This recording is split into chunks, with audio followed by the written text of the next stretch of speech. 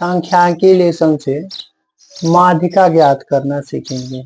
ये सांख्यिकी लेसन का माध्यिका ज्ञात करने से रिलेटेड एक छोटा सा प्रश्न है जिसको हम लोग हल करेंगे। जब आप लोग सांख्यिकी पढ़ेंगे तो उसमें बारंबारता, माध्यिका, बहुलक ये सब चीजें ज्ञात करने के लिए देता है। तो हम लोग आज के इस वीडियो में जब हम लोग पढ़ेंगे तो सारणिक से माध्यिका ज्ञात किस तरीके से करते हैं, इस वीडियो के अंतर्गत हम लोग सीखेंगे। चलिए हम लोग माध्यिका ज्ञात करना सीखेंगे।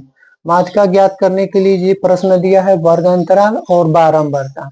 तो वर्ग अंतराल में हमें 0 से 10 के बीच में मान पता, ये सब चीजें दिया है कि 0 से 10 के बीच में 7 है, 10 और 20 के बीच में 13 है, 20 और 30 के बीच में 40, और 30 और 40 के बीच में 15, और 40 और 50 के बीच में बारंबारता 10, और 50 और 60 के बीच में 5 बारंबारता।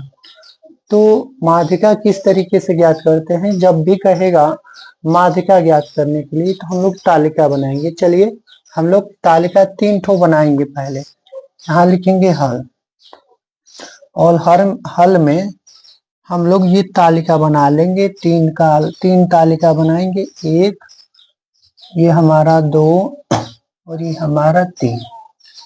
जब भी आपसे माध्यिका ज्ञात करने के लिए कहेगा सारणिक से, तो पहला वर्किंग रूल क्या है, ये आप 3 ठो सारणिक बनाइएगा। 3 ठो सारणिक बनाएंगे और इसमें देख लेंगे कितना अंतराल है, 1 2 3 4 5 6 का अंतराल है।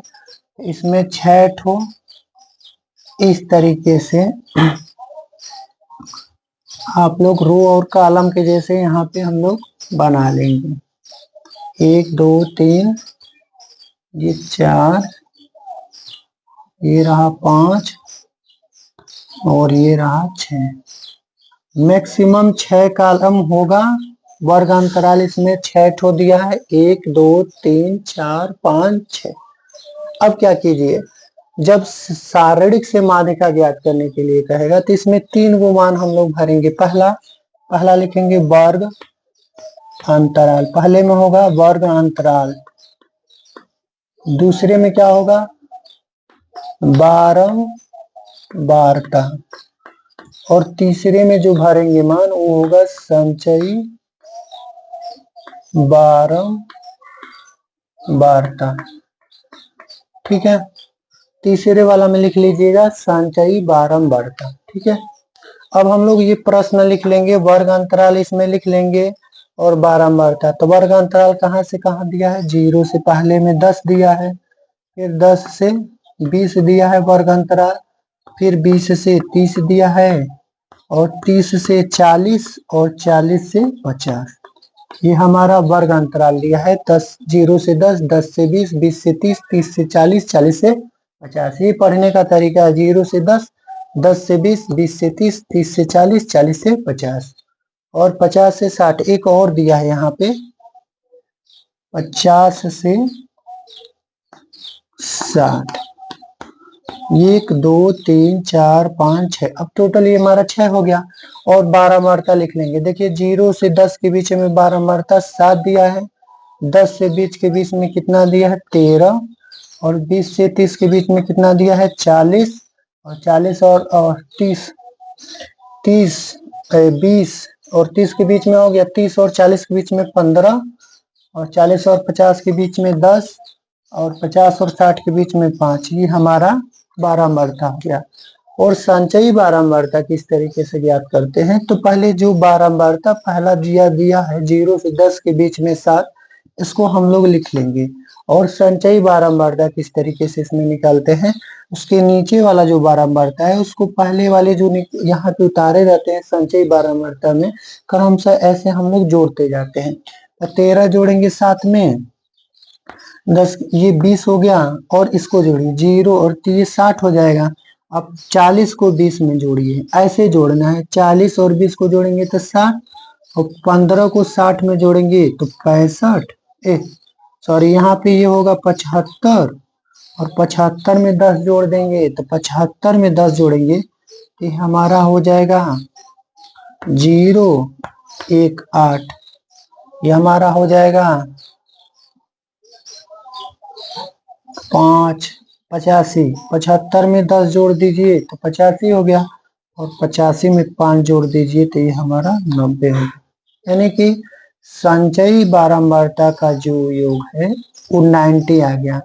हम इसको कैपिटल लेटर एन से लिखेंगे, ठीक है। माध्यिका में क्या क्या जरूरी तो होती है माध्यिका निकालने के लिए?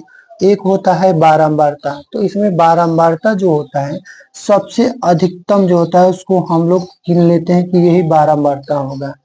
तो 20 और 30 जो हमारा 20 और 30 के बीच में जो अंतराल दिया है उसमें बारंबारता अधिकतम है, तो इसी को हम लोग यफ मान लेते हैं। यफ हमको पता चल जाता है, और जो हमारा यफ जब बारंबारता पता चल जाता है तो उसके पीछे जस्ट देखते हैं तो वर्ग अंतराल में पहला जो होता है उसको यल1 मानते हैं। यल1 मतलब वर्ग अंतराल, माध्यिका वर्ग की निम्न सीमा होता है, और ये माध्यिका वर्ग की उच्च सीमा होता है जिसे L2 से प्रदर्शित करते हैं। ये माध्यिका वर्ग की निम्न सीमा कहलाता है और ये माध्यिका वर्ग की उच्च सीमा कहलाता है। और बारंबारता का जस्ट वर्ग अंतराल से जो पहले होता है उसी को हम संचयी बारंबारता कहते हैं, जिसे C से प्रदर्शित करते हैं। ये हमारा C है, C जिसको संचयी बारंबारता बोलते हैं। इस संचयी बारंबारताओं का योग, ये बारंबारताओं का योग है जिसे हम यन से प्रदर्शित करते हैं। यफ क्या है? हमारा बारंबारता है, और उससे पहले देंगे तो L1 और L2 क्या है? माध्यिका वर्ग की निम्न सीमा, माध्यिका वर्ग की उच्च सीमा। अब इसको हम लोग क्रमशः लिख लेंगे। पहले यहाँ पे लिख लेंगे L1 बराबर 20 दिया है, L2 बराबर 30 दिया है, और यफ क्या दिया है? यफ जो हमारा है 40 दिया है। उसके बाद सी लिख लीजिए, सी कितना दिया है? 20 दिया है, और यन कितना दिया है हमारा? यहाँ पे 90 मतलब 90 दिया है, ठीक है।